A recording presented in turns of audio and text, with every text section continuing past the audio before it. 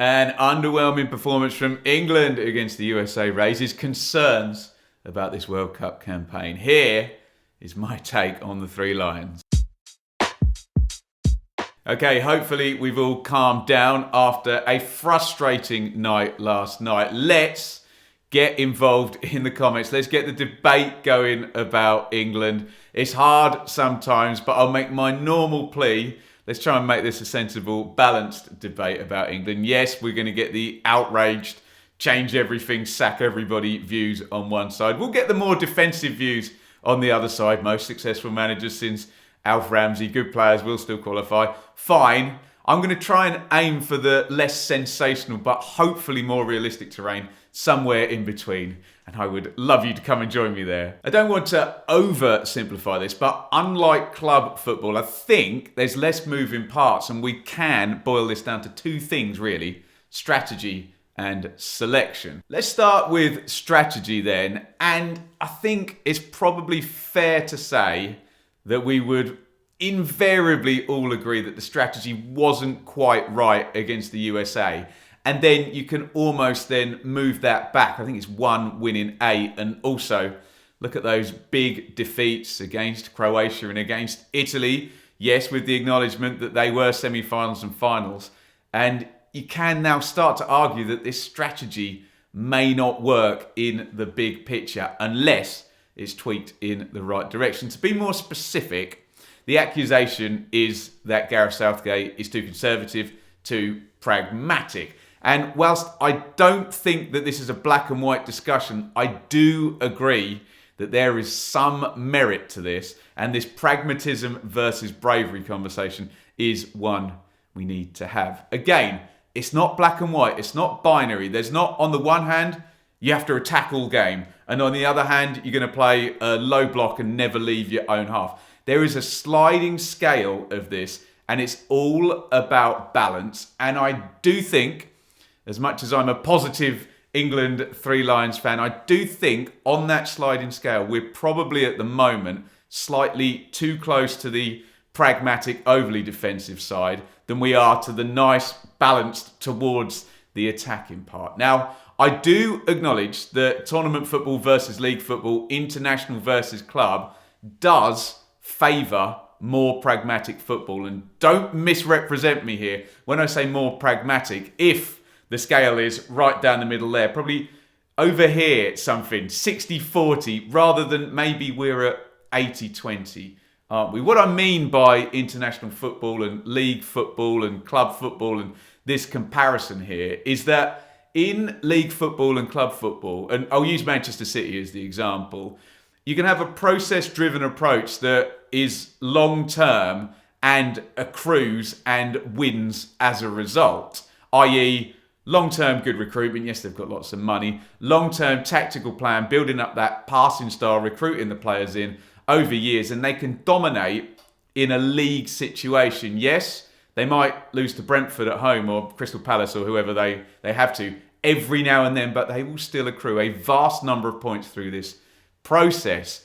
Manchester City haven't won the Champions League though. So there is still that argument that that process-driven approach, maybe some savvy and some pragmatism, I don't know, maybe they would have won the Champions League. International football, most of the examples of winners, they do have a pragmatic side, which is what I think England are going for. But I do acknowledge maybe they've swung too far with the pendulum that side. Yes, you can give me comments talking about Brazil 1970, fine.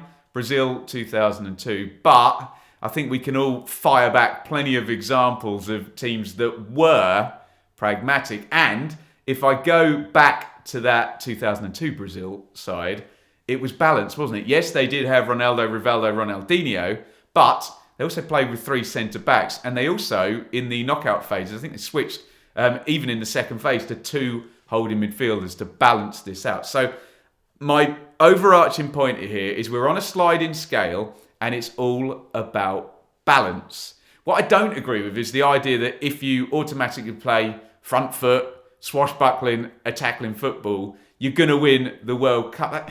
I hate to make this boring, but you're often looking at home nations, the perennial winners, nations with big infrastructure, big populations, a good club side, which maybe helped that Spanish team, a good generation, maybe the French team around the turn of the century, rather than, oh, this team attacked their way to glory. Did Brazil win because of the attacking football, or do they have 5 times the size of the population that England does? It's an interesting debate. Can also cite some really attacking sides, for those that want England to go completely gung-ho, that didn't win the tournament. Dutch in 74, 78, Brazil in 82. Look, maybe I'm exaggerating to make my point there. I'm sure people aren't asking England to go gung-ho. Like, for example, they were under Kevin Keegan, where the conversation was, we need to be more pragmatic. So look, I agree, it's slightly too pragmatic at the moment. It could be braver. I think on the pragmatism scale, we're probably over at 80-20 and it needs to be more 60-40. But I do acknowledge and understand why we're being pragmatic. And I do agree that pragmatism is a big, helpful commodity in international football, even if we're not quite getting it right at the moment. Another criticism of Gareth Southgate, which I do think is fair, is an in-game one. And again, I've said that process-based football stuff, i.e. this is our philosophy that we stick to come what may, does work better in club football and long-term league football rather than tournament football. I make the comparison to Wales in terms of the United States because Wales drew against the United States as well. I do acknowledge that they were losing, but we did see Rob Page go in the second half. Yes, again, I repeat, they were losing. He looked and he saw that midfield was pressing and dominating. And he missed it out. They weren't dominating the game in that area of the pitch. Wales, that's where the US were sort of on top. Stuck the big guy on, went a little bit direct. Now, look, I'm not asking for 4-4 effing 2 and a return to direct long ball football, but I'm also not asking for a plan B, which is completely different than the normal process, but some more in-game smarts that we haven't quite seen from Gareth Southgate yet. Might be what the doctor ordered in some way, shape or form. So let's talk about selection. And obviously in international football, it's stating the bleeding obvious. You can't sign players. So you have who you have, and selection then becomes a really, really big thing. Because all of a sudden, you could just pick anyone, whether they're in your squad or out of your squad. You don't, at the start of the season, name everybody. There's no limits on signing players in that respect. So it's a difficult one for us club football fans to get our heads around. But plenty of questions coming up in selection. And I think they're probably valid questions, but I would say they may be slightly overblown. I personally have strategy way ahead of selection as an issue that needs solving. And I do think we get lightning rods and we get saviours because of, this sort of idiosyncrasies of international football as opposed to league football. Now, the lightning rods at the moment is fairly obvious are Harry Maguire and Mason Mount. And look, I don't want to criticise football fans. I'm one. We all oversimplify for our own means. I don't think honing in on any one player, Harry Maguire and Mason Mount. Harry Maguire I thought played quite well last night in a head it, kick it type way. But let's take Mason Mount as the example. I think it's very easy to go, this game's not going well, I'm frustrated. Let's blame everything on Mason Mount, and if we substitute him, everything will be fine. I think that lightning rod thing does happen more in international football because there's less games, and because of that, it's not as process-driven as club football. The saviours thing is then interesting because it's now Phil Foden who is the saviour, and Gary Neville bringing up Trent Alexander-Arnold, which is fine. Look, Phil Foden's brilliant. I love Phil Foden. He's a great player. Would Phil Foden do a good job for England? Yes. Would Phil Foden playing in exactly the same circumstances last night instead of Saka or Stirling have changed that game massively? No, not really. Again, strategy and lots of other things rather than one player changing. I would also say about Foden, he started in Euro 2020, and at that point, everyone was obsessing about Jack Grealish not playing. So I do think there's a very slippery slope where we as international football fans obsess about players who aren't playing rather than the ones who are, which is not necessarily, I think, the way forward. Yes, you can give me Maradona in 1986, fine. He won the World Cup by himself, didn't he? And yes, if he wasn't playing or wasn't selected, you can probably hone in on that one player. But I think we're talking tweaks and marginal gains. Maybe Foden could go in. Yeah, fine. I don't know about Trent. Maybe in the centre-backs, a lot of people have talked about Maguire, but I think he's now played his way in. Maybe Mount could come out, yes, but I do think this is a more secondary conversation. I don't think the drop-off and the effect of these players coming in and out are as big as people are suggesting. So I'm much more concerned with strategy and in-game when it comes to Gareth Southgate than I am with selection, I would say. Also, Gareth Southgate seems to be held to account for a quote from about 5 years ago where he did not say he would only select players who were in form. I don't have the exact quote. I did check it back. It is something to the effect of that he will do both. He will select players who are in form, and you can't just select people on his reputation, is what I think he said. I think that can be dragged and taken to the extreme as well. You need a solid foundation. You need people who you trust, who you've used before. And yes, of course, you can put in players who are in form. I don't think that debate should also go any one way or the other. It's not picking his favourites, blah, blah, blah, or, okay, James Maddison's played well for a year for Leicester. He should definitely now play over people that have done a great job. I think we need balance on that. He may not be getting it exactly right, but my overwhelming feeling on selection is he's not far out and there are bigger fish to fry.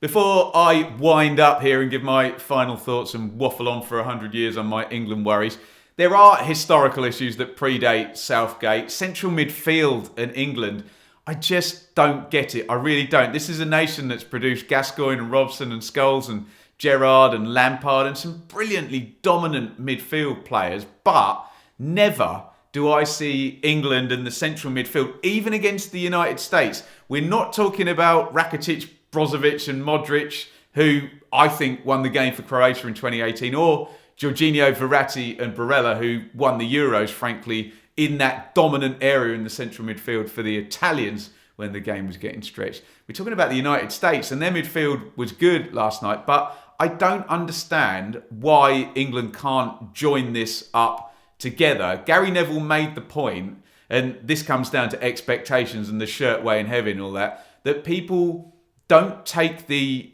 tricky pass, into central midfield. Karen Carney also made the point on the ITV coverage last night that they're too far apart and weren't playing together. I actually agree with both, and whether it's the old Dennis Bergkamp quote of, don't worry if I'm in a tight space, give me the ball, I'll deal with it. And that, I think, is a long-term problem with England, and again, it reared its head. Love Jude Bellingham, first game amazing, just very quiet. Declan Rice looks great for West Ham, and the two of them really, really struggled last night, and everything seemed a little bit disjointed, and that really, really bothers me that England still haven't squared this circle. And we know in these games later in the tournament where we get not much possession and a really hard opponent that we have been worn down over the years. I'm even thinking back to Rui Costa from Portugal, by dominant central midfield performances. So my final take here, yes, underwhelming. I was disappointed last night, and call me a dreamer. You may say I'm a dreamer in the words of John Lennon. I do think England have good enough players to win a World Cup. I think the league's really strong. I think the squad is decent enough. I don't think this is unfixable, and this is where I want to try and get the balance in the middle. I'm not in the Southgate's absolutely terrible, this is awful, we're never going to do anything. I do agree that some tweaks need to be made, and surely a conversation needs to be had about can you be braver? Can you take the ball in tight spaces? Can we play through midfield? Can we dominate a game rather than looking a little bit terrified and sitting back, even against the United States? And remember, this is not Brazil and this is not France, who you would think, we'll see what happens with Argentina today, but those are the teams where you'd think, crikey, if this is a struggle against the United States, how is this going to go against them? So I think strategically, we need to move from that 80-20 level of pragmatism, maybe more to a 60-40 and just try and be braver on the ball. Selection, I don't think we're miles off it, but we shouldn't obsess about it. Maybe Foden in might help, but we're talking about, I think, a marginal gain. And yeah, a marginal gain in a knockout game might be the difference. Look, let me know what you think down in the comments. Please, oh please, let's try and make this a calm conversation. I don't want my phone bleeping all day with people yelling obscenities at me about England. I want to try and look in a positive way at what England can do to improve, rather than the whole sack the board, change the national anthem type approach. But of course, your view is your view, and you are more than welcome to have it in the comments, even if it is extreme, I have to say. Guys, thank you for listening. Bit of a dump of my emotions this morning. It was so frustrating last night, and I'm trying my best to be balanced. It's hard for me, and we all need to try our best as England fans. And surely we all hope that they can get this right and move on through the tournament. I do think they'll get through the group, but I do have worries, having seen last night and previous 8 games, about progression in a hard knockout game. There you go. Get involved in the comments. Don't forget to hit like. And you can stick with the channel and see how all that chimes with my pre-tournament predictions up here. Was I barking up the right tree?